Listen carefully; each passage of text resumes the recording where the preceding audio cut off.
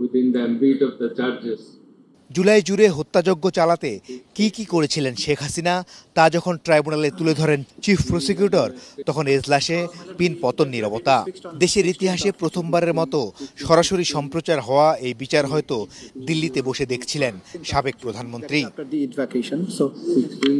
শুরুতে আওয়ামী লীগের দুঃশাসন, ফ্যাসিবাদী হয়ে ওঠার প্রেক্ষাপট তুলে ধরেন চিফ প্রসিকিউটর। 13টি ভলিউমে 8,500 পৃষ্ঠার অভিযোগপত্র তুলে ধরা হয় গুম, খুন ও নির্যাতনের বর্ণনা। 135 পৃষ্ঠার আনুষ্ঠানিক অভিযোগে বলা হয় অপরাধের নিউক্লিয়াস এবং অপরাধীদের প্রাণভ্রমরা ছিলেন Sheikh Hasina. Gang of four হিসেবে ওবায়দুল কাদের, আসাদুজ্জামান খান কামাল, সালমান এফ রহমান ও আনিসুল হকের নাম আদালতে তুলে ধরেন তাজুল ইসলাম। জানান তাদের নির্দেশনা, পরিকল্পনা উস্কানিতে সারা দেশে চালানো হয়েছে নির্বিচারে হত্যাযজ্ঞ। শেখ হাসিনার উপরোক্ত উস্কানিমূলক বক্তব্যের প্রেক্ষিতে তৎকালীন সরকারের স্বরাষ্ট্রমন্ত্রী আসাদুজ্জামান খান কামাল, তৎকালীন আইজিপি চৌধুরী আব্দুল্লাল মামুন তাদের অধীনস্থ আইন শৃঙ্খলা বাহিনীর সদস্যদের নিরীহ নিরস্ত্র আন্দোলনকারীদের উপর সশস্ত্র আক্রমণ চালানোর নির্দেশনা প্রদান করেন।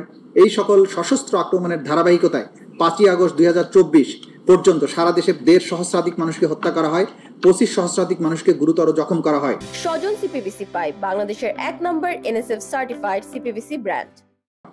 আনুষ্ঠানিক অভিযোগে আরও বলা হয় রাজনৈতিক সিদ্ধান্তে আওয়ামী লীগ, যুবলীগ, ছাত্রলীগ ও 14 দল যে মানবতা বিরোধী অপরাধ করেছে তাতে সন্ত্রাসী সংগঠন তাদের বলা যায়।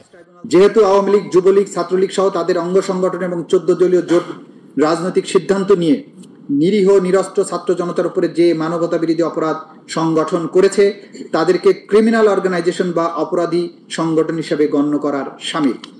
এদিকে শেখ হাসিনা সহ 3 জনের সর্বোচ্চ শাস্তি ও সম্পত্তি বাজেয়াপ্তের আবেদন করেছে প্রসিকিউশন।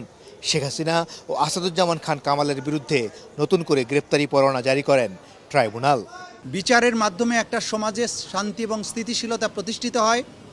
আগামীর বাংলাদেশ যে অন্ধকার অতীত থেকে বেরিয়ে এসেছে এবং বাংলাদেশ যে নতুন করে পুনরুজ্জীবনের স্বপ্ন দেখছে, এই বিচার শেষ হওয়ার মাধ্যমে সেই পুনরুজ্জীবনের স্বপ্ন বাস্তবায়ন হবে বলে আমরা বিশ্বাস করি। চিফ প্রসিকিউটর বলেন প্রতিশোধমূলক নয়, বিচার হবে প্রমাণ নির্ভর, যেন নতুন বাংলাদেশে আর ফ্যাসিবাদী এই শক্তি ফিরে আসতে না পারে। আপনাদের সবাইকে ধন্যবাদ। মাসুদুর রহমান, চ্যানেল 24, ঢাকা।